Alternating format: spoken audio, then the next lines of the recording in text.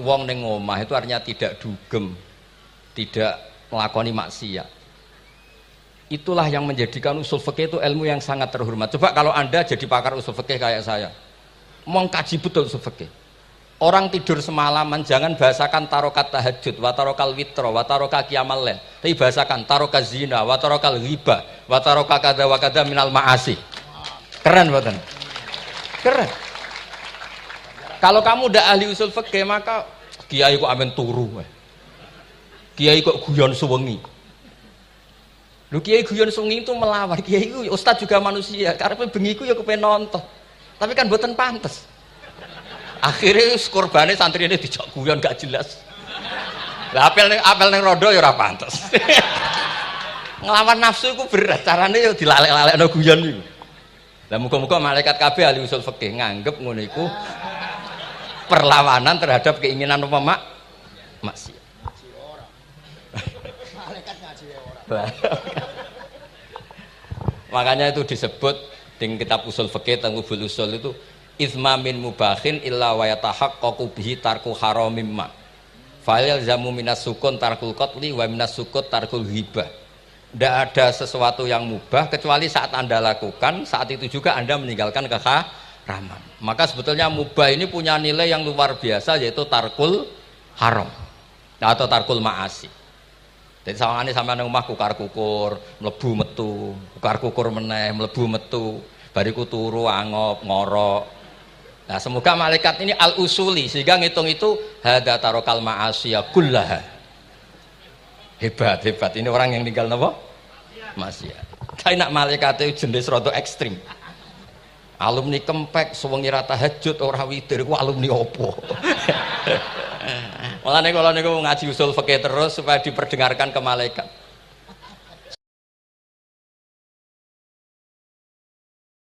Assalamualaikum warahmatullahi wabarakatuh. Bismillahirrahmanirrahim. Nahmaduka ya ghafuru ya syakuru wa sholli wa sallim barik ala sayyidina Maulana Muhammad wa ala alihi wa sahbihi asmain nama ba'du. Teng ngerso para keluarga besar Kiai Haji Akil Sirot wabil khusus teng wau niki pernah paman kalian kula. Dados gadah otoritas meksa. Tapi itu saya keren yang bihan malah pernah mbah, nggih pernah mbah, nggih putrine guru kula niku dimanfaatno beliau, kayak gitu. Nggih sedanten para habaib wonten Mas Arif Kapolres sedanten ingkang kula hormati. Niki paling kula ngisi nampung 20 menit niku mun top niku mun. Dados katanya niku ahlul ilmi dihormati, tapi nyatane dipeksa.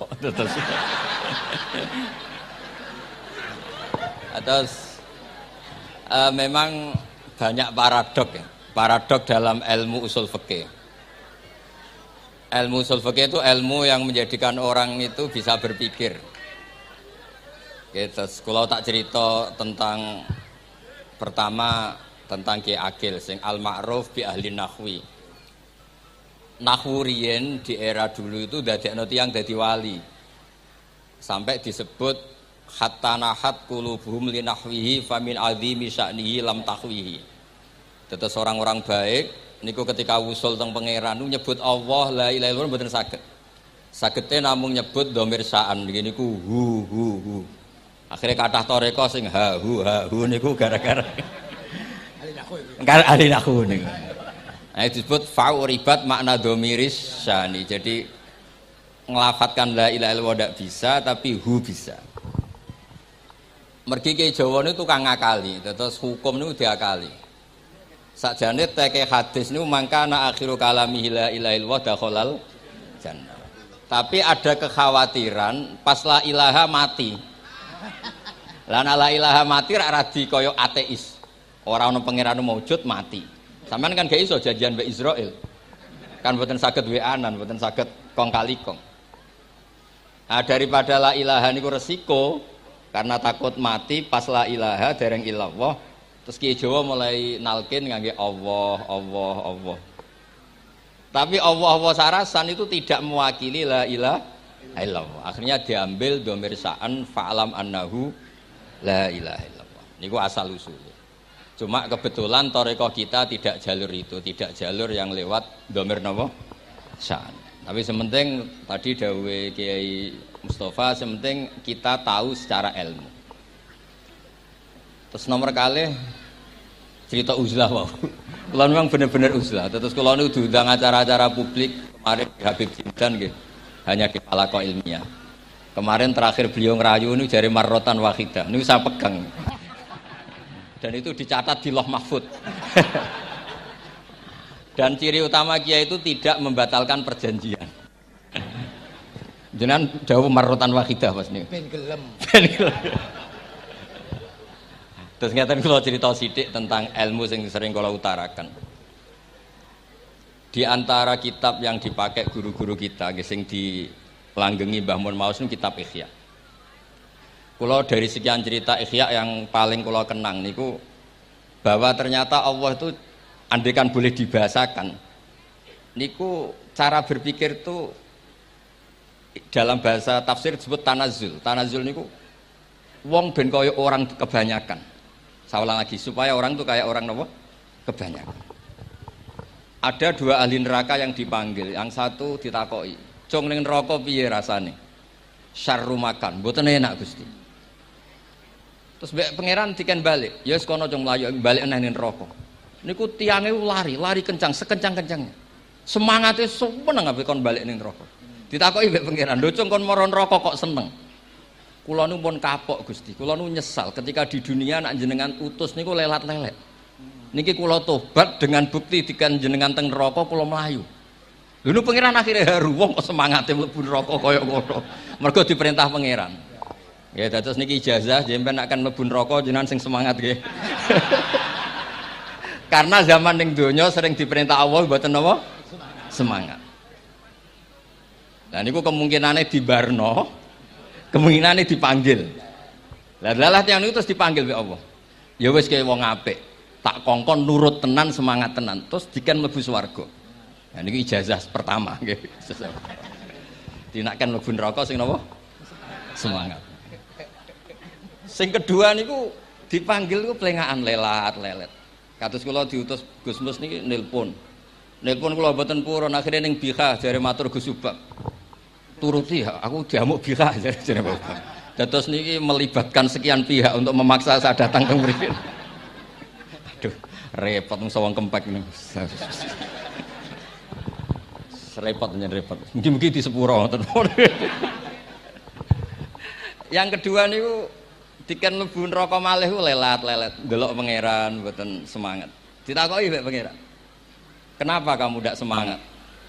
"Saya itu tidak pernah ngira jenengan yang baik sudah masukkan saya ke surga, kemudian jenengan nyuruh lagi saya ke neraka. Saya tidak pernah mengira engkau itu seperti itu." Terus Allah nggih, "Ana indadzoni abdibi." Ya ora apa-apa, swarga wae swarga. Ini dua ijazah untuk sampean supaya bisa masuk napa? Swarga. Terus kita tidak pernah tahu napa Gustofa ngundang kula nyenengno wong akeh ganjaran, napa meksa wong alim dosa, mboten ngerti kula carane. Karena dalam ilmu usul fikih, kembali ke usul fikih, kula nu gak ada khazanah kathah tentang debate pangeran kalian nabi ini. Kathah, mboten satu dua contoh di beberapa kitab tafsir. Suatu saat kula sering cerita niki, suatu saat Khalilur Rahman Ibrahim itu kedatangan Israel. "Kamu mau apa? Mau matikan jenengan?" Kata Nabi Ibrahim, "Harro'aital khalil yumitu khalilah." Mosok aku kekasih pangeran dipateni, mosok orang yang dicintai membunuh yang dicintai. Orang yang mencintai seseorang kemudian membunuh yang dicintai. Tidak ada itu. Akhirnya Israel matur teng pangeran. Cara politiknya ngeten sing cara. Lagi seneng ngendikan politik. Wani kiai lengser jare beliau. Ono. Nak kula niku ahli tauhid wis pancen kodok kodare ngoten mawon mboten berpikir ruwet-ruwet.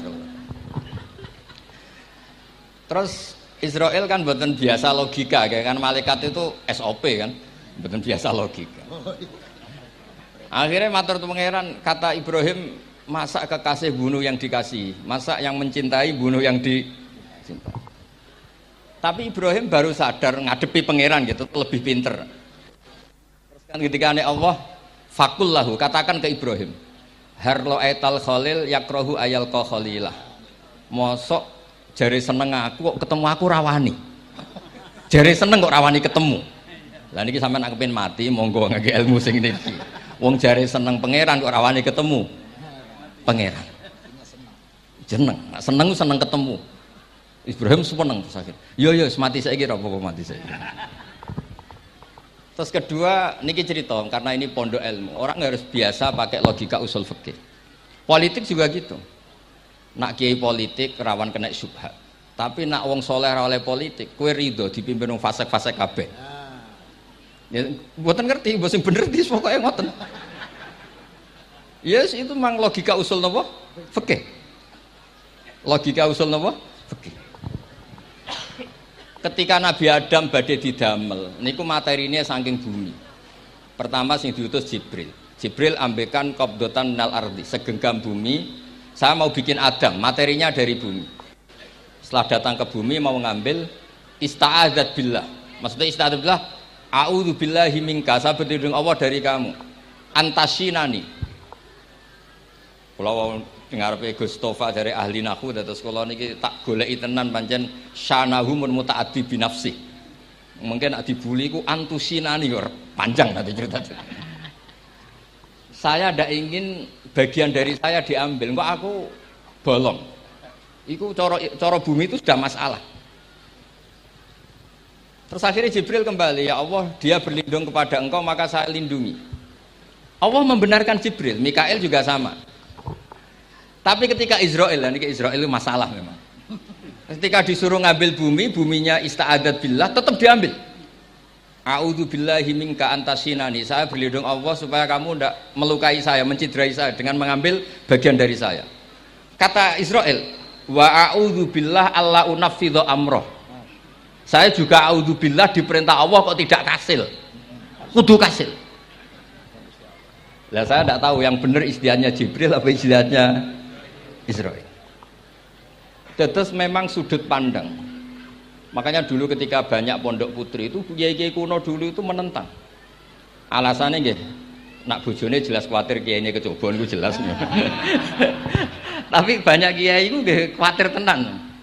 Kecoba fitnatin nisa. Tapi ketika logikanya dibalik, apa kamu ridho para perempuan-perempuan muslimat itu tidak dapat pendidikan apa? Agama, hanya karena orang soleh tidak punya nyali, tidak punya peduli mengajar.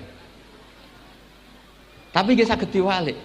Ustaz-ustaz sing imane pas-pasan niku kowe ridho nak kecoba. Sampeyan milih mana? Ridho kecoba apa ridho bodoh? Nah, logika-logika usul fikih ini yang kemudian dipakai Wali Songo. Dipakai Wali Songo kemudian membiarkan sekian tradisi yang insya Allah itu salah sebetulnya. Tapi tidak sebanding dengan asmane Allah Subhanahu wa taala. Misalnya begini. Nggih niki dirungokno mawon. Sampeyan ra paham mboten napa-napa. Sampeyan nak ra paham wis anggap ae tawadhu. Sepantese wong awam yo ora paham. Nak paham dadi kiai. Terus biasa mawon sampeyan nak ra paham aja tersiksa. Umpamane jenengan mboten kiai kok kon paham.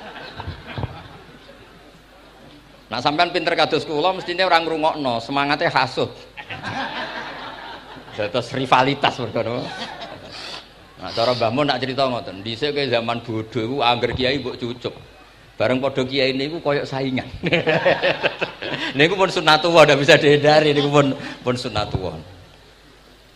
Terus kembali lagi ya. Logika-logika usul fikih niku dipakai oleh Wali Songo. Ngeten ada cerita ini rungokno nonton. Itu sudah saya cek di beberapa riwayat termasuk di Musnad Imam Ahmad. Ada orang ini bukti teorinya Wali Songo itu benar. Wonten tiyang gadah kesalahan. Niku dokumen kesalahan niku maddul basor sepanjang mata melihat. Wis ngoten jumlahnya 99 bok. Kayak apa banyaknya? Per bok maddul basor sepanjang mata nopo melihat. Ketika dia ditanya Allah itu kalau tanya demokratis. Adzolamat kakatabati. Jangan-jangan malaikat saya sentimen. Kalau kamu jelek ditulis, kalau baik enggak. Enggak Gusti. Afalaka udhurun. Jangan-jangan kamu saat salah itu punya alasan. Enggak Gusti. Ya memang salah. Tapi kata Allah, sudah kamu tenang saja. Kamu punya ini. Itu hanya satu box. Ya kira-kira kayak tempat jam tangan itu. Ndak, kamu punya ini, cukup ini. Terus malaikat tanya, ya Allah, apa artinya, apa ngefek itu kalau ditimbang dengan kejelekan sebanyak itu dengan satu box jam. Orang ini juga bilang, Gusti sudah ada usah ditimbang, nggak ngefek, itu pasti kalah. Tapi setelah ditimbang menang yang satu box kecil tadi, karena di situ ada la ilaha illallah Muhammadur Rasulullah. Jadi malaikat diancam sama Allah, kamu berani tidak mempertimbangkan nama saya? Apapun banyaknya box itu dosa itu tidak saya. Kalau ini la ilaha illallah itu nama saya. Kamu berani tidak mempertimbangkan nama saya? Ya tidak berani Gusti, ya harus dimenangkan. Nah itu. Semalahnya kok pengajian ini ya ono ikhtilatur rijal wan nisa, tapi baru kayak ngaji di sepuro. Ya aja muni halal tapi ya aja muni terus gak ono faedahe. Di sepuro insyaallah. Karena kalau nuruti harus steril halal itu kayaknya tidak bisa. Terus di situ ditutup fala yaskulu ma'asmillahi ta'ala syai'un. Dibanding asmane Allah Ta'ala sesuatu itu tidak ada nilainya, pasti menang Allah Ta'ala. Sehingga banyak ulama ngendikan kowe nak berdosa, bersalah maca iki. Dan kalau Anda dosa misalnya catatannya satu box, terus di bawah ada astagfirullah, malaikat ditanya sama Allah, kamu berani tidak mempertimbangkan nama saya disebut di situ? Nah, saya ini ribuan orang yang ngundang, saya berani mengabaikan. Bareng ana wong ngaku mbah, ya mbah tenan wae. Ya terus ngoten, kowe wani gak mempertimbangkan Gustofa sing mantune Mbah Maimun. Ya. Semoga cara pandang malaikat nanti seperti itu. Tapi nanti kalau malaikat cara pandang, mbah kok tukang maksa putu. Itu mbah model opo. Nah, saya ini sudah ngalah satu kali. Berikutnya logika kedua yang insya Allah terbangun di kalangan malaikat, yaitu mbah ora oleh maksa napa putu. Ning dinggon mbah yang baik putune dolanan di barno. Ini ora. Putu lagi asik-asik dolanan. Rene. Kon nyapu. Nah, itu udah jenis mbah yang baik. Terus kula suwun lah ngaji usul fikih yang serius karena itu menjadikan kita bermartabat. Kulo niku sering lepas jenazah tangga-tangga kulo nggih penggane ndelok TV, nak bengi nggih ngelamun, ngayal sugih, kadang yo ngapalo tikus sing liwat dhuwure saking ra ono penggawean yo. Tapi kulo nang lepas jenazah ini orang baik. Sampai bojone protes, "HP opo lho Gus angger bengi iku mau ngelamun ngitung tikus liwat, ngitung apa." Terus kulo matur, ngitunge aja ngono, ngitunge tarokal ma'asiya. Wong ning omah itu artinya tidak dugem, tidak melakoni maksiat. Itulah yang menjadikan usul fikih itu ilmu yang sangat terhormat. Coba kalau Anda jadi pakar usul fikih kayak saya, mengkaji betul usul fikih. Orang tidur semalaman jangan bahasakan tarokat tahajud, wa tarokal witro, wa taroka qiyamal lail. Tapi bahasakan taroka zina, wa tarokal ghibah, wa taroka kada wa kada minal ma'asi. Keren buatan? Keren. Kalau kamu udah ahli usul fikih maka kiai kok amen turu. Kiai kok guyon suwengi. Lu kiai guyon sungi itu melawan, kiai itu ustaz juga manusia, karena bengi itu ya kepengen nonton, tapi kan buatan pantas. Akhirnya korbannya santri ini dijak guyon gak jelas. Lah apel neng rodo ya ora pantas. Ngelawan nafsu itu berat, caranya ya dilalek-lalek no guyon itu. Lah muga-muga malaikat kabeh ahli usul fikih nganggep ngono iku perlawanan terhadap keinginan apa maksiat.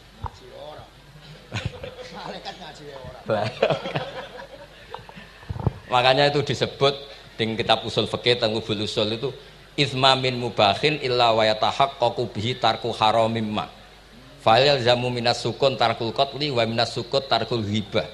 Tidak ada sesuatu yang mubah kecuali saat Anda lakukan, saat itu juga Anda meninggalkan keharaman. Maka sebetulnya mubah ini punya nilai yang luar biasa, yaitu tarkul haram atau tarkul ma'asi.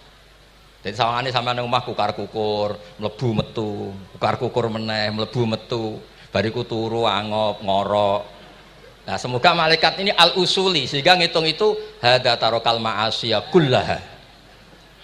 Hebat. Ini orang yang tinggal napa? Maksiat. Tapi nak malaikat itu jenis rada ekstrim. Alumni kempek suwengi ra tahajud ora witir ku alumni opo? Mulane kalau niku ngaji usul fikih terus supaya diperdengarkan ke malaikat. supaya teorinya pakai usul napa fikih. Jadi kalau melihat kita melakukan mubah niku dihitung tarkul napa ma'as.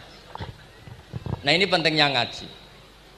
Kalau nate ditanya sama seorang dosen, Gus, masa iya Quran yang katanya mutu semutu-mutunya, kemudian ada ayat kulu washrobu, mosok urusan mangan, gak usah disuruh orang juga makan.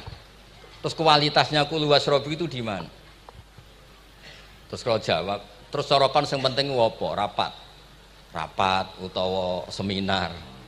Ndak ada rapat, ndak ada seminar itu kamu ndak mati, tapi kalau nggak makan itu mati. Penting mana? Ya penting makan. Lah iya, jadi orang itu lupa kalau sesuatu yang seserius itu karena menjaga nyawa, yaitu makan. Terus karena makan tuh hal yang murah dianggap biasa, itu bahaya. Sehingga sebetulnya yang kita bisa jadi wali lewat hal-hal keseharian tidak bisa jadi wali karena tadi. Saya punya hadis, ini mudah sekali untuk Anda jadi wali. Bahkan di atas wali lah. Inna woha ta'ala layardo anil abdi. Pakai inna masih pakai lam taukid. Inna woha layardo anil abdi ayyakulal aklata fayahmadahu alaiha aw yasroba syarba fayahmadahu alaiha. Allah itu sangat ridho ada orang makan satu asupan kemudian dia muji Allah. Loh, orang tidak punya alpat itu tidak mati, tidak punya tanah ribuan hektar itu tidak mati, tapi kalau nggak makan sesuap nasi mati. Penting mana? Penting makan. Tapi gara-gara kamu tamak untuk syukur nunggu punya alpat, untuk syukur nunggu punya tanah banyak, Anda ini bodoh. Mau syukur saja syaratnya kok banyak. Jadi sebetulnya kalau kita mau jadi wali itu cukup setiap makan itu kamu syukur. Fayahmadahu alaiha. Au yasroba syarba fayahmadahu alaiha. Makanya wali-wali dulu kalau didik raja yang sedang berkuasa itu ditanya, kamu raja besar, punya pengaruh besar. Andaikan kamu di padang pasir dan kemudian Anda tidak mendapatkan air sama sekali, apakah kamu menggantikan kerajaan kamu demi beli satu seteguk air? Iya, akan saya beli karena saya kalau tidak minum mati. La tafrah bimulkin la yusawi jar'atamain. Kamu jangan bangga dengan sistem kekuasaan yang tidak senilai dengan seteguk air. Orang nggak jadi raja itu nggak mati, tapi kalau nggak minum mati. Terus akhirnya dosen itu tahu, wah berarti kulu washrobu itu luar biasa Gus, ya, sangat luar biasa. Makan dan minum itu luar biasa. Makanya terus adat kiai mertamu mangan. Kalau tadi baru datang kon mangan, di sini ya ada mangan. Ya saya anggap aja itu proses jadi wali, ngoten Pak. Jadi segampang itu jadi wali. Nah, kemudian gara-gara torekoh terus jadi wali ku repot kon maca 10.000 wiridan kon opo. Kesuwen nih cara-cara kesuwen. Karena ini partai gak torekoh tadi. Dulu abahnya Mbah Maimun Mbah Zubair itu kalau disuruh wiridan lama-lama itu nggak mau. Sementing diridani pangeran, maca kok akeh-akeh. Nah, itu partainya partai ahlul ilmi. Ya partainya partai ahlul apa? Ilmi. Nah kemudian karena saya ini nekuni tafsir ya, itu saya kepengen ya menggerakkan supaya ilmu Quran itu menarik. Caranya apa? Cari sisi ekstrimnya. Kalau bolak-balik, kenapa sih orang nggak janggal? Nggak janggal itu udah iskal. Quran itu kan kalamu Allah. Saya lagi Quran itu kalamu Allah. Masa iya Allah yang Tuhan kemudian ngendikan iya kana butuh iya kanas tai. Kepadamu aku menyembah. Masa Allah ngendikan gitu pada kekasihnya Nabi Muhammad. Padahal Allah itu al-ma'bud bukan abid. Allah yang disembah bukan yang menyembah. Semua ahli tafsir, saya bukan bilang sebagian, semua ahli tafsir pasti ngendikan begini. Wa yuqaddaru qabla qaulihi ta'ala iyyaka na'budu qulu. Sebelum iyyaka na'budu itu ada kata yang disimpan yaitu qulu. Jadi iyyaka na'budu itu betul ngendikane Allah cuma sudah dikasihkan Jibril kepada umatnya Rasulullah. Jadi Jibril bilang gini ke Rasulullah Muhammad, Muhammad qul iyyaka na'budu. Kemudian Nabi juga bilang ke umatnya qulu iyyaka na'budu. Jadi ini kalam Allah yang sudah milik kita. Nah berhubung milik kita, kita sah mengatakan iya karena kalau tidak janggal, masa iya Allah berdoa ihdinas siratal mustaqim, tunjukkan kami jalan yang benar. Lalu kalau ihdinas siratal mustaqim kalam Allah berarti kan Allah yang berdoa. Nah, sehingga semua tafsir bilang sama, wa yuqaddaru qabla qauli ihdinas siratal mustaqim qulu. Nah, Terus ada mufassir lain bilang jangan mulai iya karena butuh ya semuanya, mulai bismillah, qulu bismillahirrahmanirrahim. Masa iya Allah sendiri yang bilang bismillahirrahmanirrahim? Nah, dengan tafsir seperti ini terus kita akhirnya lagi-lagi kembali ke usul fikih, kembali ke balaghah, kembali ke nahwu. Kalau ndak, ya Anda akan menafsiri Quran pakai logika Anda sendiri. Sampai ada mungkirus sunnah. Pokoknya sementing kembali ke Quran. Orang roh Quran itu kayak apa? Saya kemarin ngaji di Sedan di daerah saya bilang, Sayyidina Umar itu Islam sebelum minta hidayat. Khalid bin Walid ya Islam sebelumnya ya tidak minta hidayat. Lah itu kan janggal. Padahal katanya Quran itu hudal lil muttaqin, petunjuk bagi mereka yang takwa. Padahal tidak ada sabkut takwa untuk Umar. Umar tidak pernah takwa, tapi nyatanya Islam. Bahkan dia masuk ke rumahnya Zaid bin Arqam itu mau bunuh Nabi, mau nyari Nabi, bukan mau Islam. Tapi ketika dengar iparnya membaca Toha ma anzalna alikal Qur'ana litasqa, kemudian dia masuk Islam. Lalu gimana tentang hudal lil muttaqin, petunjuk bagi mereka yang takwa? Banyak ulama yang mengatakan lil muttaqin itu balaghahnya lil iktifa, lil muttaqina wa ghairihim. Jadi Quran itu petunjuk bagi yang takwa dan yang tidak takwa. Dan itu di bahasa Arab sah. Di bahasa Arab sah. Misalnya gini ya, kalau sampean punya ponakan dolan, cong-cong nang mangan. Ya maksudnya ya mangan mbek ngombe, mangan tok seretan mati kan. Itu kan satu paket. Sarobila taqikumul harra wal barda. Pakaian yang melindungi dari panas. Di situ enggak disebut wal barda, tapi artinya juga wal barda. Karena kalau tidak diartikan lil iktifa, nanti Quran itu memberi petunjuk bagi yang sudah muttaqin. Corong doan nguyai segoro, wis takwa kok. Nah ini kita butuh ahli tafsir yang al-usuli. Karena itu yang menjadikan Quran punya kualitas lagi. Seolah lagi punya kualitas lagi. Kalau ndak, Quran tuh kayak biasa-biasa saja. Kayak tadi kulu wasrobu kayak dan seterusnya dan seterusnya. Jadi kalau suwun barokahnya hormat sama orang alim kados Ki Akil, Ki Siras dan tenaga keluarga mriki. Orang menghidupkan logika ilmu lagi. Jadi kalau seneng lah nak dalam Gusmus ahli ilmu boten krono niat fakir boten. Biar sampean ngerti lah kalau ngadepi ahlul ilmi itu pun boten level. Ahlul ilmi itu kalau punya logika itu tidak bisa dibantah. Saya beri contoh sekian contoh yang nyata yang diajarkan Rasulullah SAW. Nabi itu pernah mau dipermalukan orang karena Nabi ngendikan la adwa wala tiarata, tidak ada penyakit menular. Terus ada orang iseng kok onta yang kena kudisen itu dijejerkan yang waras ikut kena kudisen. Terus orang ini tanya, ya Rasulullah ini tadi sehat, tapi kena onta yang kudisen ikut kudisen. Nabi tanya lagi, faman a'dal awal, yang kudisen pertama ketularan siapa?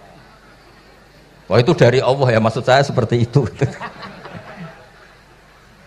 Jadi ada, terus orang-orang kafir itu cara berpikir aja alal alihata ilaha wahida inna hadalah syai'un ujab. Muhammad, ya tentu mereka masih jangkar. Muhammad, problem kita ini banyak. Kalau Tuhannya satu tidak cukup. Ada problem kredit macet, ada problem macam-macam kan. Utang piutang macam-macam. Kalau Tuhannya satu tidak cukup.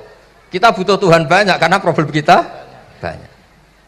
Lalu Nabi mengajarkan mereka apa logika yang dibangun.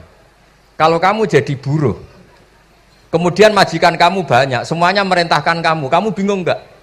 Ya bingung. Tuhan kamu itu majikan kamu, kalau banyak-banyak perintah semua kamu yang bingung. Ya sudah mat Tuhannya satu saja. Itu disebut dorobawa masalah rojulan fihi syuraka umutasakisuna warojulan salamal lirrojul. Nah sekarang itu kita ini mulai kehilangan fatonahnya Rasulullah SAW. Nabi dulu itu kalau nerangkan ilmu itu logikanya gampang sekali. Logika yang dibangun tuh gampang sekali. Ada orang cerita, ya Rasulullah saya ini ada sekian anak saya, yang paling saya cintai satu. Apa saya boleh melebihkan yang paling saya sayangi dalam pemberian? Nabi jawabannya itu tidak langsung jangan enggak. Apakah kamu berharap bahwa mereka semuanya baik ke kamu? Iya semuanya saya ingin baik ke saya. Ya kalau gitu jangan. Kan tidak fair kita mengunggulkan yang satu, melebihkan yang satu, sementara kita berharap semuanya baik. Itu tidak fair kata Nabi. Jadi dulu Nabi itu, terus ini yang cerita fikih. Dulu Ahlul Madinah itu mangga, itu masih pentil sudah dijual. Pentil dijual harganya 2 juta. Masa iya pentil harganya 2 juta? Karena dengan asumsi sudah jadi mangga. Tapi ketika Nabi datang di Medina dan penduduk Medina itu abkhosna sikailan, orang paling buruk dalam pertimbangan dalam jual beli. Nabi cara ngendikan itu unik. Ara'aitum law anna waha yamna'us samra fabima yastakhillu ahadukum mala akhi. Kalau pentil ini ternyata kena angin terus kemudian tidak jadi buah, lalu kamu nerima uang 2 juta itu atas nama apa? Atas nama beli pelem, nyatanya belum jadi mangga. Mosok kalau pentil seharga 2 juta. Semenjak itu terus Ahlul Madinah sadar kalau jual buah itu nunggu ba'da buduwi solahiyah, setelah samroh ini berbentuk. Tapi Nabi tetap ngendikannya pakai logika. Nah, sekarang banyak kiai yang sidik-sidik neraka. Sebenarnya Nabi itu ngajari logika. Ada pemuda, dia itu hipersek, mau masuk Islam tapi tetap boleh bebas. Saya ini ingin Islam tapi jangan larang seks bebas. Wah, itu sahabat semuanya melarang ketemu Nabi karena ini ngawur betul, masa pamit Islam kok. Tapi setelah gaduh, Nabi tanya, kenapa gaduh? Ada pemuda mau masuk Islam tapi yasta'izinu fi zina, dia minta izin supaya tetap boleh zina. Kata Nabi, suruh saya ke sini. Setelah datang di depan Rasulullah, logika yang dibangun Nabi itu luar biasa. Atuhibbuhu li bintik. Kamu suka punya anak putri kemudian jadi demenannya orang laki-laki hidung belang? Ya enggak, saya bunuh orang itu. Andaikan itu ke ibu kamu, saya bunuh orang itu. Atuhibbuhu li bintik, atuhibbuhu li ummik, atuhibbuhu li ukhtik, atuhibbuhu li kholatik. Kamu suka punya anak putri yang jadi demenannya orang? Ya tidak suka ya Rasulullah. Kamu suka kalau punya ibu didemeni orang banyak? Ya tidak suka Nabi. Sampai otaknya itu yastakbihu zina, sehingga otaknya itu wah zina itu buruk betul. Akhirnya ya Rasulullah sudah, saya mau se-Islam tanpa zina-zina. Karena logika yang dibangun Nabi itu luar biasa. Nabi pertama mengingatkan atuhibbuhu li bintik, atuhibbuhu li ummik, atuhibbuhu li ukhtik, atuhibbuhu li kholatik. Sampai dia ini nggak bisa apa-apa. Sudah Nabi sudah. Jadi logika ini yang harus kita waris. Lagi-lagi kembali yang bisa waris itu ahlul ilm. Sama itu kan kayak diskusinya Nabi Yahya dan Nabi Isa. Nabi Yahya itu suka berkawan orang-orang soleh. Setiap berkunjung di mana itu nyari yang orang-orang soleh. Ditanya kenapa kamu berkawan orang soleh? Ya berkawan orang soleh itu asik. Tapi kalau Nabi Isa enggak. Kalau ada desa-desa yang masih hitam, masih merah itu dikunjungi kemudian dibina. Ditanya sama Nabi Yahya, lima anda tanzilu ala syirarin nas. Kok kamu kumpul orang-orang yang kayak gitu? Jawabnya beliau, innama ana tabibun udawil mardo. Di mana-mana Nabi itu ya dokter. Di mana-mana dokter menyembuhkan yang sakit. Jadi dulu logika kebalikan itu dibangun sehingga dulu ulama khilaf itu ikhtilaful a'immah apa? Rahmah. Masyhur itu. Saya sering cerita dan itu ada di kitab Khilyatul Auliya. Nabi Yahya itu lebih ceria. Nabi Isa itu agak sering cemburut.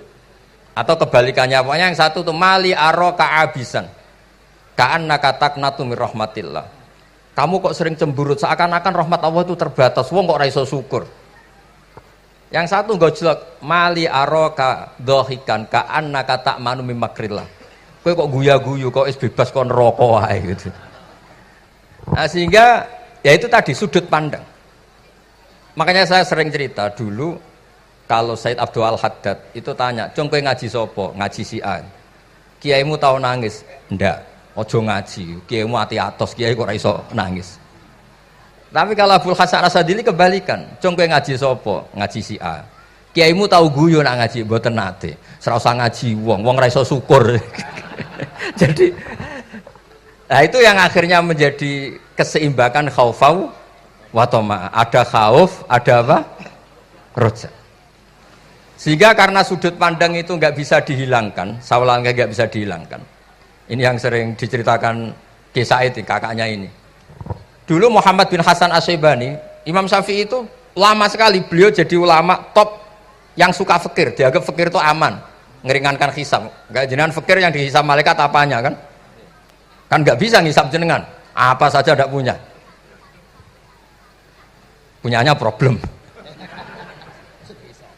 Nah, setelah ngaji sama Imam Malik, Imam Syafi'i tanya, yang ilmunya setingkat jenengan siapa?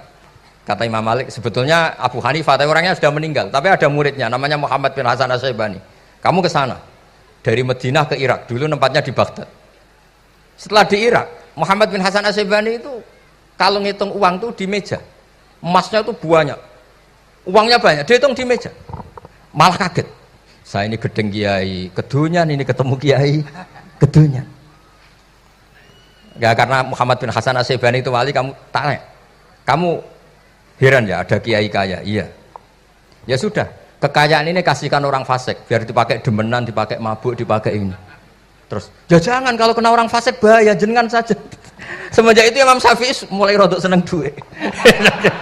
Jadi itu ada ceritanya, kok diangen-angen, nah terus keterusan umatnya kayak gini-gini itu.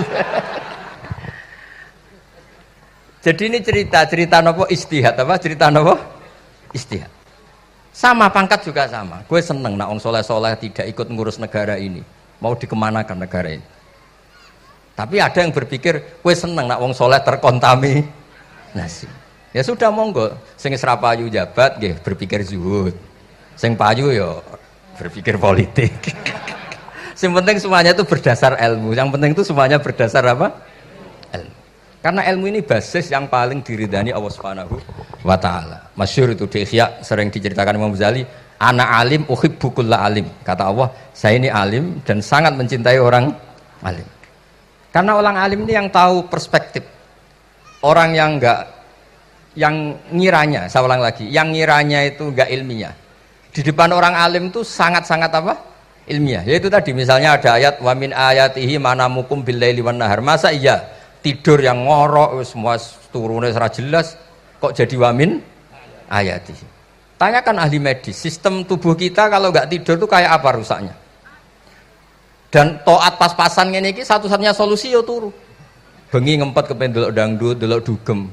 Barang turu jebule esuk wis bar, alhamdulillah. Cara melek iman kamu seberapa? Tarikan-tarikan maksiat posisi kamu terjaga bisa kalah kan? Tapi kalau tidur sukses kan tarkul maksinya. Nah, karena tidur itu sukses menghilangkan maksiat disebut wa min ayatihi manamukum billaili wan nahar. Sampai Imam Ghazali ngendikan di makalah itu sehingga nanti ibadahnya umat ini di akhir zaman an-naumu. Ibadah terbaiknya itu tidur. Jadi mulane maksud kula ngeten. Sampeyan anut jalur wong alim dia turu ya ibadah, tengok-tengok ya ibadah, jagongan nggih ibadah, gojol-gojolkan ambek kanca nggih napa? Ibadah. Karena ini semuanya kul bi fadlillah bi rahmati fa bidzalika napa? Falyafrahu. Tapi kalau kamu tidak punya basis ilmu, adanya suudzon. Kiai kok jagongan guyon sewengi kiai opo? Kiai kok turu sewengi ku kiai. Karena basisnya ada ilmu. Padahal jelas ketika Rasulullah bikin urutan kebaikan, pertama Nabi ngendikan kamu menolong orang. Jika tidak bisa, terakhir Nabi ngendikan takufu syarraka anin nas fa innaha shadaqatun minka ala nafsik. Tadi beliau juga cerita di nasihat Imam Mun, idza lam tuhsin fala tusi. Kalau tidak bisa berbuat baik, setidaknya kamu tidak berbuat jelek sama orang lain. Dan potongan ngene iki paling gampang apa? Tidur kan? Wis sampeyan nak turu wis ra zina, ra maling, ra ngrasani wong wis ora tusik. Nah, dengan konstruksi usul fikih seperti itu kamu tahu kualitas ayat wa min ayatihi manamukum billaili wan nahar. Ya sama, ternyata makan itu yang menjaga nyawa. Ternyata makan itu yang menjadikan syukur. Kalau kamu nggak percaya puasa. Sampai nak poso gedang goreng mewah. Gedang goreng mewah. Air satu teguk itu mewah. Makanya kalau lama dulu ada santri kepengen mangan enak. Ya saya ingin mangan enak gini-gini caranya gimana? Itu rumusnya ada sate, ada mie ayam. Idamuhu alju. Kalau kamu ingin enak, lauknya itu lapar. Ya kita kalau puasa itu semuanya kan enak. Nah itu lagi-lagi basisnya itu ilmu. Nah sekarang banyak orang yang sudah tidak peduli dengan ilmu. Kayak ijazah dilakoni kan. Jadi kayak wiridan la ilaha illallah itu sebetulnya harus dibarengi dengan ilmu. Ini yang terakhir supaya nggak lama-lama. La ilaha illallah itu basisnya ilmu. Surga yang begitu mewah itu dibikin juga bagi yang melafadzkan la ilaha illallah. Neraka yang begitu ekstrim Sampai kalau benda dijatuhkan dari atas ke neraka, itu sampai bawah nunggu 70 tahun. Bisa kamu bayangkan kalau kamu di dalam naiknya susah itu. Ini dijatuhkan ke neraka itu sampai bawah nunggu berapa? 70 tahun. Loh, neraka sebegitu ekstrim, itu dibikin untuk yang menolak la ilaha illallah. Berarti kalimat ini kalimat spesial. Kalimat yang neraka dibikin ya atas nama itu yang menolak, surga dibikin juga atas nama itu yang menerima. Itu satu saktinya la ilaha illallah. Sakti kedua, orang kafir 70 tahun ngelafatkan la ilaha illallah sekali langsung dihukumi mukmin. Yughfar lahum ma qad salaf. Qul lil ladzina kafaru iyantahu yughfar lahum ma qad salaf. Orang yang melafatkan la ilaha illallah Muhammadur Rasulullah itu dosa 70 tahun kafir itu hilang semua. Tapi gara-gara ada ilmu terus diumumkan tahlil dening Kiai Haji Niam mesti sing nguri wah sawi mesti nguri. Padahal kalau kamu tahu ilmunya tadi ini kalimat yang luar biasa. Kalimat yang bisa melebur dosa. Bahkan dalam madzhab Sadiliyah itu unik. Kalau kamu wiridan la ilaha illallah itu jangan istighfar dulu, istighfarnya belakangan. Alasannya Abdul Hasan As-Sadili itu fa'lam annahu la ilaha illallah wastaghfir li dzambik li hadil kalimah. Orang kafir 70 tahun, dia istighfar 100 kali enggak akan dimaafkan Allah. Tapi ngelafatkan la ilaha illallah langsung dimaafkan. Jadi orang bisa dimaafkan tuh barokahnya la ilaha illallah.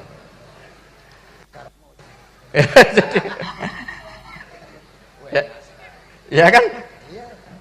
Jadi orang kafir 70 tahun, wirid istighfar 100 kali atau 1000 kali, dimaafkan enggak? Enggak kan? Tapi kalau membaca la ilaha illallah dimaafkan. Jadi istighfar tuh ngefek positif itu kalau dibarengi la ilaha illallah. Makanya wastaghfir li dzambika bihadil kalimah cara Abdul Hasan. Kamu boleh istighfar berdasar hadhil kalimah, berdasar la ilaha illallah. Tapi terus kemudian ya thariqah itu banyak, itu urusan rasa. Justru karena la ilaha illallah kalimat thayyibah harus disucikan dulu. Caranya istighfar dulu. Nah itu urusan monggo lah. Tapi apapun itu basisnya harus napa? Ilmu. Basisnya harus ilmu. Jangan malah sentimen. Wong di kuburan wiridan la ilaha illallah dihukumi kafir. Nah, itu kan aneh. Wong kalimat ini yang kafir saja menjadi muslim, sekarang yang muslim menjadi kafir. Itu paham kok seaneh itu gitu kan. Ya karena basisnya ada ilmu tadi. Coba kalau basisnya ilmu, itu kan aneh betul. Hadil kalimah kalimatun soro bihal kafiru musliman. Fakaifa sorol muslimu bidzalika kafiron. Ini kalimat yang kafir saja menjadi muslim. Masa dengan kalimat yang sama yang muslim menjadi aneh gak? Aneh. Jadi kalau suwon, pokoknya basis ilmu harus sekuat-kuat. Ini caranya gini nagih kiai kon sregep mulang ojo politik terus ngoten. Tapi politik ya bagian dari ilmu, wis ra iso diterangno les. Nggih ngoten mawon. Assalamualaikum warahmatullahi wabarakatuh. Sik Gus, aja lunga dhisik. Iki wong semuanya sudah tahu sampean alim, menerangkannya enak, fiqhan wa usulian wa tafsiran. Cuma mereka yang tanya itu biyen belajar piye kok iso alim kaya ngono, ya kan? Nah, terangkan Gus, terangkan. Mati.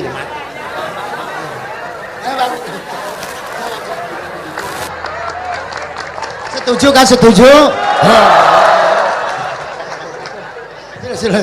Asal dakaik.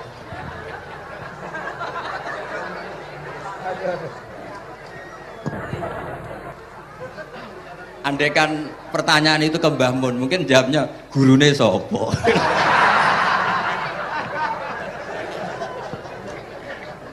Tapi mungkin kalau ke mbah-mbah saya ya juga babanya nih Biha juga Pak Abdul Aziz, mungkin putuku. Tapi kalau saya ingin cerita tentang saya paling ya, aku sregep. Ya yang jelas tuh dalika fadlu wa yu'ti apa? Mayas. Tapi gini, kalau ini menghormati bahasa saya ini, kalau ijazah begini, dulu Mbah Mun tuh sering cerita, juga bahasa hal. Kena kepengen ngalim, ku sinau sedurunge ngaji. Ya, misalnya kamu ngaji takrib atau ngaji wahab sama Mbah Mun, kamu baca dulu. Sebelum ngaji. Nah, setelah dibaca, misalnya kamu baca rofa, kok Mbah Mun baca jer, kamu baca jer, Mbah Mun baca rofa, berarti goblok tulen. Karena semua teori Anda kok salah. Ya misalnya Mbah Mun baca wadakaro sapa al-musannifu, kamu baca wadakaro musannif.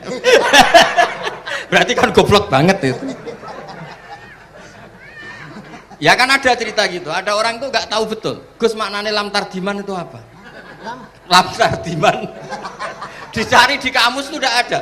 Ternyata itu di head lam tarodaman. Dia baca satu lam tardiman, dicari di kamus sampai hidup mati lagi ya nggak ada. Nah, jadi kamu baca dulu, misalnya di bab khed lam taro nari ngali sapa mar'ah daman ing geteh. Ternyata ngaji Mbah Mun paginya jadi baca lam taro daman. Jadi kalau kamu malamnya baca lam tardiman loh kok. Jadi itu kata Dewi Mbah Mun mergo sorokan kabeh santri ku ora mungkin. Carane ngecek kebenaran Anda yo maca sik. Nanti kalau kemiripannya 50% ya separuh alim. Kalau 70% ya serondo alim. Tapi nanti kalau kemiripannya sampai 100% dan berkali-kali, ya berarti kan sudah luar biasa. Jadi yang ngaji sama Ki Mustafa, Ki Niam, saya mohon santri-santri itu belajar dulu. Biar bisa ngecek nanti guru saya baca kayak apa. Waduh salah ya. Kenapa lah? Waduh salah. Karena kiai itu kalau salah ya mau ngalah. Ini ceritanya bangun betul. Ada kiai nggak tahu apa kakean mergawe kakean politik nggak tahu.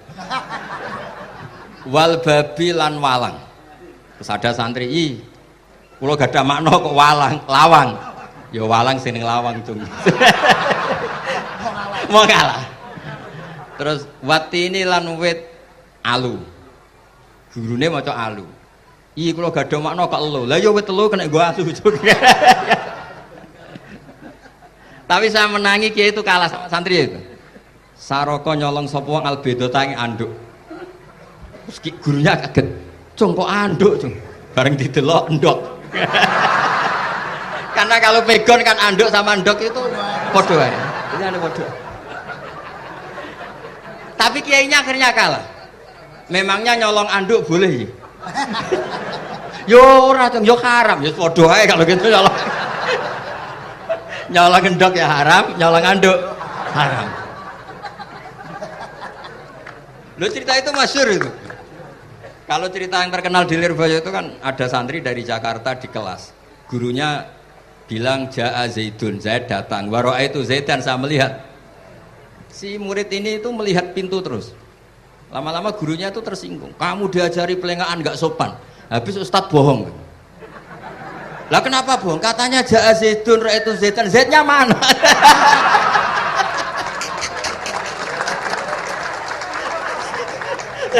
Dia gak ngerti. Zaid datang, saya melihat. Mana orangnya kok dibahas-bahas terus itu? Ya, jadi yang serius tadi kalau sampean ingin nguji kualitas Anda. Makanya saya dulu itu pede baca kitab di depan Mbah Mun karena ya ngecek. Dan dulu itu Gus Zofur, Gus Kamil sebelum ngaji ya itu mesti sinau sama saya. Nanti ketika Mbah Mun baca tadi kalau kemiripannya kita 90% ya bagus. Syukur-syukur sampai 100.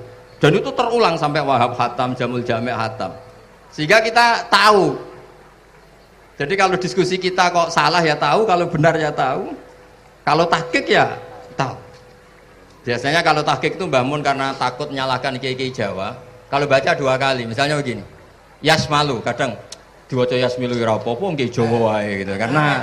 Karena kalau kita memaksakan sampai benar seperti di kamus, kayaknya kalau kiai Jawa itu berat sekali. Dumeli bojo bolak-balik mesti ora goblok wis apik lah. Karena kalau baca tahqiq itu kan butuh kamus. Yang benar itu Yasmalu misalnya. Tapi kan populer juga orang baca Yasmilu. Saya tuh menangi loh. Kiai Jawa dulu baca Simai itu menangi, Masdar Simai. Lama-lama setelah banyak alumni Al-Azhar terus berdasar kamus baca Samai semua sekarang. Saya menangi kiai itu baca Dilalah. Lama-lama karena sekarang udah banyak punya kamus, baca Dalalah. Fa'alah. Jadi kiai itu juga kadang-kadang keteror muridnya. Makanya Syekh Zakaria Al-Ansori itu pernah ditanya, kenapa engkau begitu alim alama sampai dilakopi Syekhul Islam? Kata beliau itu lucu jawabannya, karena saya ini orang yang sial. Saya dulu punya guru namanya Ibnu Hajar Al Asqalani dan punya murid namanya Ibnu Hajar Al-Haytami. Kata beliau, dukik tu bena hajaro ini. Saya ini digebek dua batu. Kalau mau ngaji takut saya minta ampun. Karena disuruh baca sama Ibnu Hajar Al-Asqalani. Kalau mau ngajar takutnya saya bukan main. Karena Ibnu Hajar Al-Haytami itu cerdasnya bukan main. Jadi kalau saya salah itu konangan. Akhirnya dia jadi orang sial tadi. Mau ngaji ya belajar, mau ngajar ya belajar. Makanya meskipun ini pernah sepuh saya tidak berani ngaji beliau. Wah mesti meriang saya kalau ngaji. Jadi yang terkenal alim-alim mohon ngajinya dikurangi ya, karena ini kasihan gurunya. Kasihan gurunya. Nggih, pun cekap. Pun itu catat ya. Sebelum ngaji baca dulu. Satu lagi, Gus. Sampean ketoke kiai desa kok kuliah. Betul kuliah? Oh, nggih nggih. Pun dari belajar dari mana sampai kemana Gus jenengan? Dari Mondok sampai ke Jogja sampai Putih. Monggo.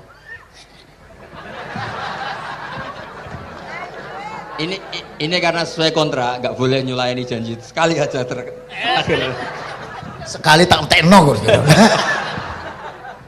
Jadi sebetulnya kalau di ilmu, saya kan sering ketemu ahli geologi, ahli sosiologi. Sebetulnya di ilmu kita, saya kan lama di Jogja dan itu yang saya pakai juga ilmu zaman di pesantren. Misalnya sosiologi itu kan ada mukadimahnya Ibnu Khaldun. Itu kan teorinya luar biasa. Misalnya begini, kenapa Rasulullah itu harus dari suku Quraisy, suku yang sangat terhormat di Mekah? Itu secara teori sosiologi loh, bukan teori nubuwah. Kata Ibnu Khaldun, Nabi itu mesti final dzori kaumi itu aneh. Saya ulang lagi, Nabi itu final dzori kaumi pasti aneh. Nah masa aneh-aneh ini ditoleransi oleh umatnya karena beliau dari suku yang terhormat.